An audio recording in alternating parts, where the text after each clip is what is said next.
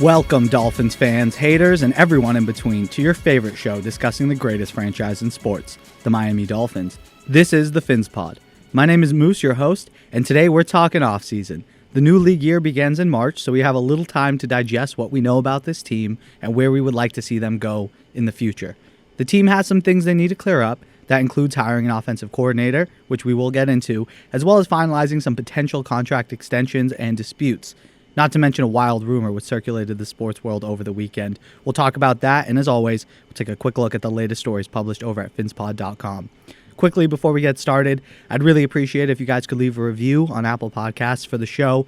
It really helps us out and helps other Dolphins fans find us and join the pod as well. But without further ado, let's dive in. Tua Tagovailoa, it was picked fifth last year. There were some question marks going into that. The Miami Dolphins, based on a trade, have the third pick in the upcoming draft here. Should they be thinking quarterback when they get there? No, they should be thinking really good offensive lineman or really special wide receiver. There'll be two of them available in your top 5 picks. Listen, Tua's going to be fine. He will be absolutely fine. I know everyone's like, man, Tua stunk and whatnot. Did the Miami defense show up yesterday? No. So we can put as much yesterday on them as Tua. Here's the thing. First of all, poor offensive line. We've talked about that with the Dolphins. And relatively poor skill players. And a scheme that's poor. Those three things with a young quarterback, you're going to struggle. Okay? So they need to upgrade the offensive line still. They need to get better skill players. They need to get better wide receiver weapons on the outside. Top to bottom. And then they need a scheme that's going to fit his skill set more on a consistent basis. He needs to be in something that the Saints run or something similar to what the Saints run with Drew Brees. And the last thing I'd say is this. 2 years ago and last year, the Dolphins hit on a bunch of defensive draft picks and defensive free agents. They need to do the same thing this offseason for offensive players. If they hit on those offensive players in addition to the draft and free agency, Tua will be just fine next year. No need to panic in Miami. The Miami Dolphins and Chan Gailey parted ways earlier this month. And although Chan resigned, I think it's safe to assume that neither party was overly thrilled with how the season went. So similar to the curse that Voldemort placed on the Defense Against the Dark Arts teaching position at Hogwarts, yet another year passes and we need another offensive coordinator. And that's the nerdiest reference you're going to get in this show, I promise. So 3 seasons of Brian Flores and 3 offensive coordinators are what we're looking for. However, I think this hire is going to be a lot different than the first 2. Why? Well, in year 1, the offensive coordinator that the Dolphins needed to bring in would be in charge of helping to build the infrastructure, develop a brand new team and a brand new model.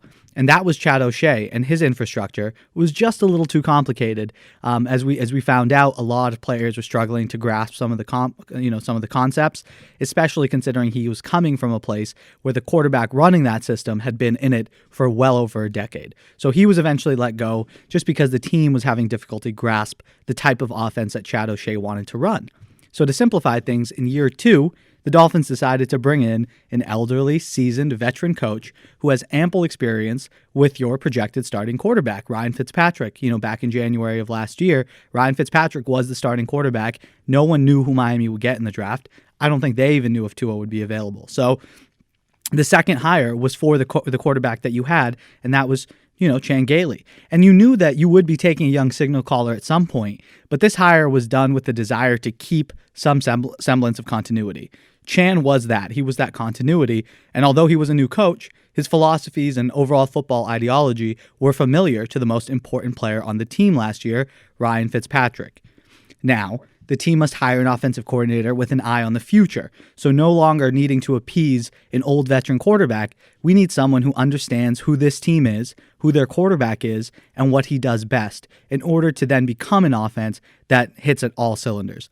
So it's vital that Miami hires a guy who can make the best of Tua's skill set and work to craft an offense which highlights his strengths and hides his weaknesses. So some options internally, and this is who I believe Miami will promote if I had to put my money on it. Tight ends coach George Godsey. Godsey has experience calling plays. He's one of Flores' closest allies and confidants. And this is well before he was brought, to be Miami's head coach, and before Godsey ended up becoming the tight ends coach. So when he was hired to come to the Dolphins, Godsey was really there to support, Brian Flores because he knew him, he knew the type of ship he wanted to run, and he had experience coaching with him. Godsey worked closely with Tua all season long, and he developed a rapport with him. So when the quarterbacks coach, Robbie Brown, went down with COVID for a few weeks, and in the middle of the season, it was Godzi who took on the responsibility of working with Tua on the sidelines in between drives. This experience with him, comfortability with both Flo and Tua, make him a likely candidate and promotes the most continuity. However, the team may want to hire someone with a stronger pedigree. Although Godzi was the offensive coordinator for the Texans under Bill O'Brien, he hasn't really had much success, at least not given the opportunity to have that much success. So that's why he's not a name that you're worried will get poached to another team to become an offensive coordinator. But if Miami wants to keep that continuity going and promote from within, I think Godzi's a likely candidate. Another guy would be Eric Studsville. He's the running backs coach. Flores has talked wonders about him as well. So either one of those could be potential options. But I think Godzi's relationship with Tua kind of gives him the edge for play calling duties this season. But there are some good names out there for coaches with stronger pedigrees. Most notably, the recently fired Chargers coach, Anthony Lynn. Lynn most recently served as the offensive coordinator for the Bills when they were making playoff pushes with Tyrod Taylor a few years ago, before he took the starting job, or before he took the head coaching gig at the Chargers. So although Lynn has experience and the aforementioned pedigree, I personally am not a huge fan of hiring Anthony Lynn for a couple of reasons. So one, he is notorious for being a poor situational coach and overall game planner. I want a prepared offense, and Lynn's teams are known for shooting themselves in the foot. Also, Anthony Lynn is a running back at heart. He played running back in the NFL, and so he really likes to force the run. This was an issue. If you talk to Chargers fans, oftentimes they stuck with the run way too much. And although that's something Miami wants to do, Anthony Lynn struggled to kind of peel away from it when it wasn't working. I think the Dolphins, especially with a guy like Tua, who can adapt to different game plans and attack defenses in multiple ways, I think you want an offensive coordinator who doesn't have certain things that they love to do. I'd rather someone who can really adapt and mold the offense to fit the game plan. So I just don't think Anthony Lynn is that type of guy. A coach from the Chargers that I would be way more excited about is their quarterback coach, Pep Hamilton. Hamilton has experience molding Justin Herbert, and namely Andrew Luck. He was his coach in Stanford with Andrew Luck, and then he followed him to the Colts. And we know how Andrew Luck developed before his way too soon retirement. So Pep Hamilton has a lot of experience with high-talented, high-caliber quarterbacks, and we just saw him do it with Justin Herbert. As much as we still believe Tua's better, and I still will stand by that, regardless of Herbert's physical skills and stats, winning is what matters, and I think Tua has that gene. So having someone who worked with Justin Herbert and understands sort of the physical aspects of the game and what Tua could do to improve his overall arm strength and his mobility and his ability to read defenses, I think Hamilton is a great option. He's also on the younger side. He's 46, so not a spring chicken, but definitely seasoned enough where he can relate to younger players just at 46. He's a little bit older than Brian Flores, so he is potentially more relatable to a young offense compared to some of these older candidates, and especially compared to Chan Gailey. The last two options are less likely, the offensive coordinator options, but these are people I would love to see don the aqua and orange this season. Personally, Bill O'Brien. And I know he was a shit head coach and an even shittier GM. But the good thing is we don't need him to do either of those. We just need him to develop quarterbacks and offenses. And that I know he can do. His experience working with Tom Brady at the start of the Patriots dynasty, and then more recently molding Deshaun Watson. His experience there is huge. And his familiarity with Flores back in New England will undoubtedly help as well. I think he can rehab his image in South Florida, similar to how Steve Sarkisian did that at Alabama under Nick Saban, albeit for very different reasons. So I think Bill O'Brien wouldn't be a horrible option, especially considering that his offenses tend to have great concepts and schemes, and he really knows how to call a game. It's just that when he got too much put on his plate, he really started to struggle. And when I say put on his plate, I mean more from a managerial aspect of things. Head coaches are more a CEO than a play caller, and unless you're the type like, unless you're one of those GOAT coaches who has a lot of clout established and you can call plays, you're Andy Reid and you're going to take some play calling duty, Sean Payton, unless you're one of those guys, calling plays as a head coach is really risky. I mean, we've seen it. Coaches quickly lose their jobs after they take on more responsibility, and that happened with Bill O'Brien. So if he comes and in a limited role helps the offense get better, implements some of those older Patriot-style principles that we saw 2 years ago, I don't think that's a bad option. I actually think it could work very, very well. But my personal favorite And favorite to most local Dolphins fans as a potential offensive coordinator candidate is Ken Dorsey. The former Hurricanes quarterback and legend has worked as the Buffalo Bills quarterback coach, and he's helped develop Josh Allen. So he can bring some of that offensive flair over to Miami as well and help groom to develop as well. So considering that the Dolphins were announced as the team that will be coaching the Senior Bowl, I do foresee that the announcement of offensive coordinator will be very soon because Miami needs a full coaching staff before they head down to Mobile, and that's at the end of January. So, by the time you're listening to this episode, they very may well have hired an offensive coordinator, and we'll definitely be dropping an episode when that happens. But those are some of the options that Miami has right now. Very well, and knowing how Brian Flores works, it's going to be someone that we didn't even talk about. But whoever it is, I do think Miami has to make sure that Tua is on their mind when making that decision, and I fully believe that that will be the case because you want to bring in an offense that adds to what you already have, but then on top of that, it accentuates those skill sets. So the way Miami was run, it was very spread out this year, very wide type offense. They didn't really push the ball down the field. And the skill set players Miami had, it fit that. I mean, they didn't have great receivers, but Miami also didn't have receivers who could run deep routes, on the route tree.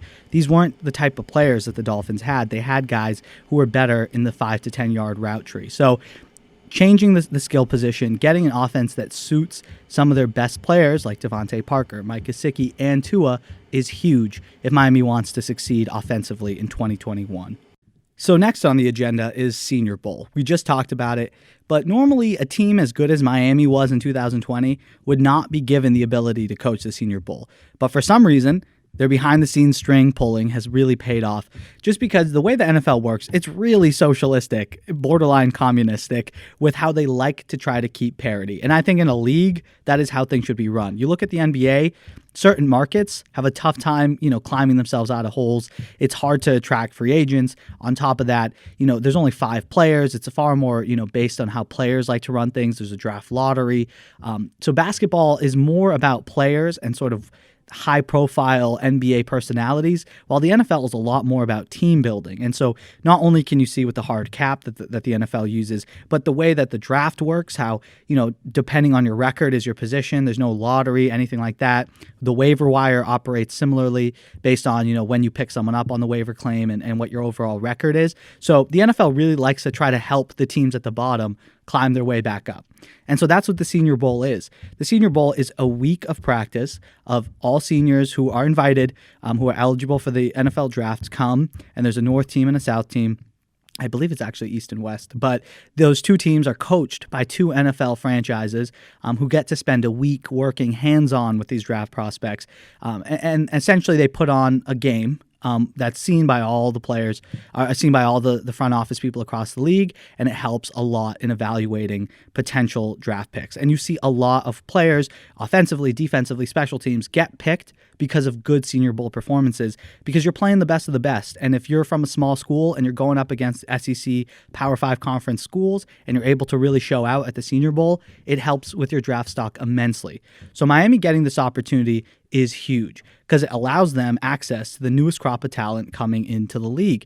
It's also going to be super helpful in their draft scouting. You get to know the players personally, see their skill sets up close and personal, and given this strange season with a lot of players opting out, this is huge for Miami. Expect them to draft at least, one of their top 3 picks from someone that they worked at the Senior Bowl, just because there's so much unknown this year compared to other years where the draft is already kind of like a crapshoot after the first and second round. This is going to be even more so because a lot of these players have no film. There was no tape of them for the last year because they sat out due to COVID. So having Dolphins coaches being able to work with them, see them firsthand, is going to help so much when drafting, especially in the mid to later rounds where a lot of these prospects are unknowns, even more than normal. So having experience coaching them, working with them, seeing how they play on a practice field, I think is going to help.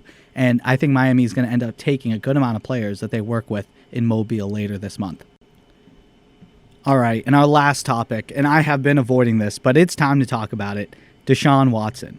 So look, Watson as a quarterback, dynamic, accurate, mobile, a genuine playmaker, a gamer, seasoned, playoff experience. So much to love with Deshaun Watson. But Miami, in order to obtain him, would need to not only give up on Tua right now, who's years younger and still has yet to really show his full potential, they would also have to give up the 3rd overall pick and likely a combo of more picks. So if not a future first, then at least pick number 18 and then a few second and potentially 3rd rounders. Not to mention absorbing Deshaun Watson's monster contract. And in my opinion, that is too much. Think about where the Dolphins are as a franchise right now. And I know, you're just thinking about Deshaun Watson, you're thinking about the plays he could make in aqua and orange, but just for a second, take a step back and think about the Dolphins as a franchise. They showed real promise, they have a good young roster, and they fell just short from serious playoff contention due to some holes on the offensive and defensive sides of the ball. The quickest way to grow is to address those needs and fill those holes. How do you do that? Using free agency and the draft. The Dolphins were 10-6. They should have made the playoffs. In any other year, they would have made the playoffs. But in this season, where the AFC was loaded, 10 wins didn't do it, and they sat out looking in. So that, all as painful as it is, and as much as it makes us really harshly kind of look at the season, it's important to say, hey, the team as is a 10-win team.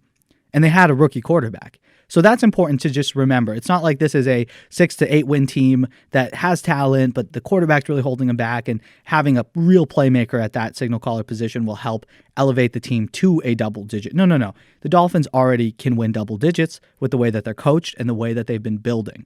So in order to get better, yes, you can go get an even better quarterback who can try to cover up some of those holes. But trading for Watson would hinder our ability to improve the roster in both free agency and the draft. Not only would we have to, absorb that contract and have significantly less money to spend, Miami will have less assets in the draft as well to use to get young defensive prospects, offensive prospects, players that the Dolphins could really use for the next 4 or 5 years to be a consistent winner. So in our opinion, I'm going to speak for the other members of the PhinsPod, the best move for the Dolphins is simple. Make the team better using what is at Chris Grier's disposal and develop Tua. That's the best move. If Tua develops and can become a third of Deshaun Watson, with the assets the Dolphins have, they will be fine. Personally, I think he's going to be better than a third of Deshaun Watson. I think he can be just as good, not as dynamic, not as much of a playmaker in the pocket, but in terms of like yards, touchdown, and interception ratio, percentage, completion percentage, overall winning attitude. That's something I think Tua possesses, and we saw flashes of in just, the 9 games coming off, or the 10 games coming off of a hip injury. So you develop Tua, and then we'll be looking at this discussion and laughing in hindsight, I believe, because despite how great Deshaun Watson is, the Dolphins could realistically position themselves to be a far better franchise than the Texans for the foreseeable future. So what do you guys think? Do you think it's worth giving up on what Tua could be to get Deshaun Watson, and on top of it, giving up all the assets Miami has to improve the roster? Do you think the Dolphins roster as is with Deshaun Watson is a Super Bowl contender? Or do you think they need to fill some holes, and then if Deshaun Watson was here, they'd be a Super Bowl contender? Because that's what I think. But for me, you can't have them both. You can't fill the holes and get Deshaun Watson. You're going to lose the ability, one, in free agency, the amount of money you're going to have is going to be immensely cut going forward, too. He's no longer on a rookie deal. Deshaun Watson will continuously get paid like a top 5 player in the NFL for the next decade. So you can say goodbye to a good 20% of your cap. So Miami right now has 5 years to operate with way more money to help support Tua. So that's why I feel, again, and I saw enough. And look, I'm no expert here, and none of us are. We're just fans of the game. But we devote. If you're listening to this podcast, you're a diehard fan. You're listening to another Dolphins fan talk about football. You know the game better than the average Joe Schmo. So the average Joe Schmo, yeah, Deshaun Watson to the Dolphins makes you an immediate contender. But if you watch this team week in, week out, you know it wasn't just the quarterback position that was holding us back. It was the lack of skill players. It was the lack of a good nickel cornerback at times who would get roasted by a really good second or third wide receiver. So you need to fix that. You need to address those needs in free agency. And then that 10-win team becomes a 12-win team and a consistent 12-win team, consistently fighting in the playoffs and consistently competing for Super Bowls. And I think that can be done with Tua Tagovailoa. And hey, don't you want to bring your own guy and develop your own guy and have him break all your records? Why take Houston's guy? Leave him in Houston. Let him rot in Houston.